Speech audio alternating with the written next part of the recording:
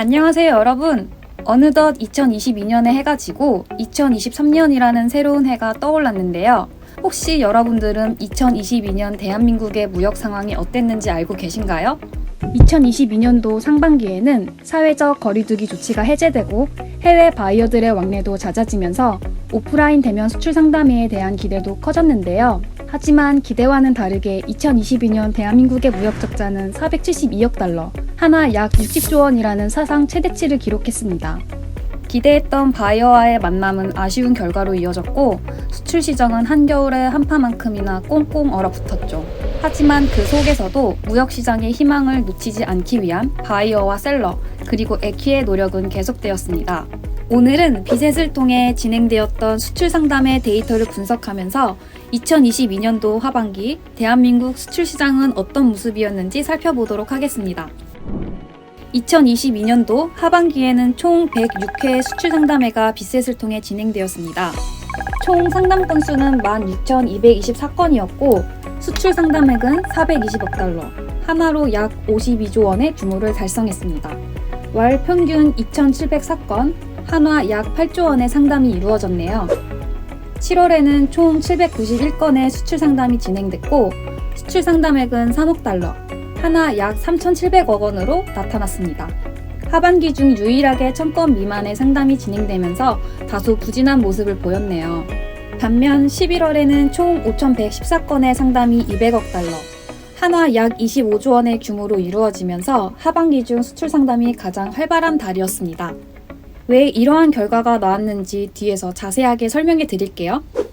다음으로 수출 상담회에 참여한 해외 바이어 기업 수를 살펴볼까요? 2022년 하반기에는 오프라인 상담회가 본격적으로 증가하면서 비대면 온라인 상담회가 활발했던 2021년도와 비교했을 때 바이어 수가 감소한 양상을 보였습니다.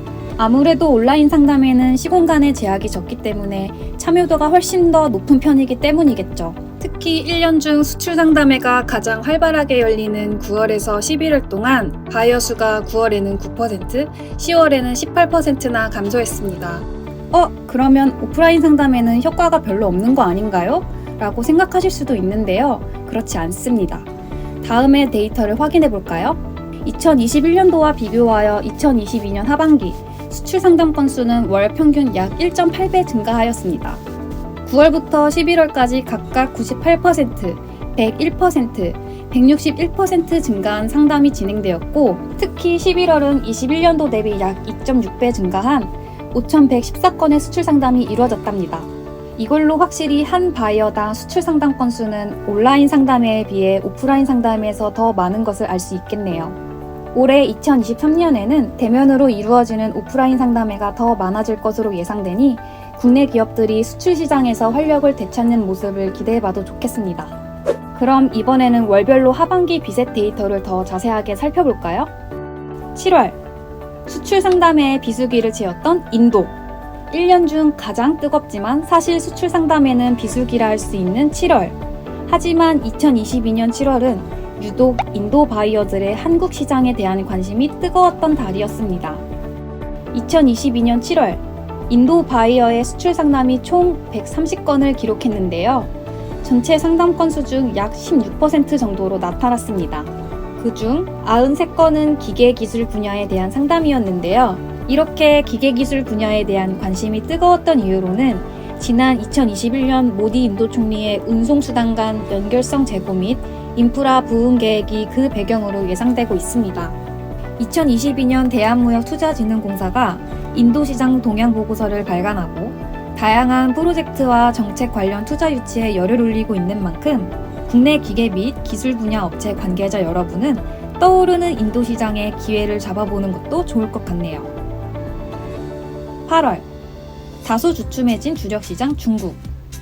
항상 국내 기업의 든든한 수출 파트너였던 중국. 하지만 2022년도 하반기부터 다소 주춤한 모습을 보였는데요. 아무래도 중국 정부의 엄격한 규제와 코로나로 인한 해외 출국 금지가 수출 감소세의 주된 원인으로 보입니다. 하지만 이런 감소세에도 불구하고 8월에 진행된 수출 상담회의 총 상담 금액 중 59%인 약 7억 달러를 중국이 기록하면서 여전히 한국 수출 시장에 대한 중국의 관심을 확인할 수 있었습니다. 다만 2022년도와 같은 규제가 지속된다면 올해 중국 시장에 대한 전망은 그리 좋지 않을 것으로 예상되는 바, 중국 시장을 놓치지 않기 위해서는 다양한 수출 방식과 변화를 통해 돌파를 해야 할 것으로 생각됩니다. 실제로 중국 바이어와 상담을 진행한 국내 업체 A사의 경우 단순 납품 방식이 아닌 프로젝트에 따른 우선 협력 방식을 채택하여 진행한 것으로 변화를 꾀하기도 했고요. 국내 업체 B사의 경우 중국 타오바오에서 분리된 이커머스 플랫폼인 티모를 통한 제품 판매 방식을 논의 중이라고 합니다. 이처럼 적극적인 수출 방식의 변화를 통해 회복을 노려야 할 것으로 보입니다. 9월, 더욱더 성장하는 문화 콘텐츠 시장. K-팝, K-드라마, K-뷰티에 이어서 K-방역까지. 한국의 고유성을 강조하는 이 표현은 이제 K-콘텐츠로도 그 입지가 분명해지고 있는 것 같은데요. 2022년 9월에는 전체 3,769건의 상담 중 18%, 총 709건의 수출 상담이 문화 콘텐츠 분야에 해당하는 걸로 집계되었습니다. 이는 우리나라 수출의 효자 종목인 전기전자, 기계기술, 그리고 미용 화장품 분야보다도 앞선 수치라고 하네요. 여기서 특이한 점은 세계 각국의 바이어가 아이돌이나 드라마 관련 굿즈뿐만 아니라 한국 애니메이션 시장에도 관심을 보였다고 하는 사실인데요. 한 바이어는 한국 작품을 접할 기회는 적었지만 좋은 인상을 가지고 있어서 우리 OTT 플랫폼이나 영화관에서도 배급하고 싶다라는 의사를 나타내기도 했습니다. 다만 일각에는 미국, 일본에 비해 캐릭터 IP가 약하다는 우려도 있는데요. 하지만 이러한 부분을 극복한다면 성장할 일만 남은 한국의 문화 콘텐츠. 앞으로 세계 무역 시장에서 어떤 새로운 기회를 잡을 수 있을지 기대되네요. 10월, 다시 찾아온 한국 수출 시장의 주역 화장품. 10월 전체 상담 3,886건 중 52%인 2,033건은 우리나라의 대표 수출 품목에서 빼놓을 수 없는 미용 화장품 분야가 차지했습니다. 세계적인 수출 시장의 침체에도 불구하고 국내 화장품 브랜드 제품이 아랍에미리트 최대 화장품 유통업체인 페이시스에서 매출 2위를 달성하기도 했다네요. 사실 미용 화장품 분야는 그동안 중국 시장에 대한 의존도가 높은 편에 속했습니다.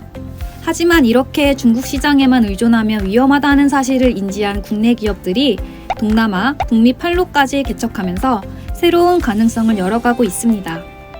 이제는 모조품이 생산될 정도로 세계 시장에서 그 입지와 효과를 증명하고 있는 K-뷰티. 올해는 또 어떤 신기록을 세울지 기대가 되네요.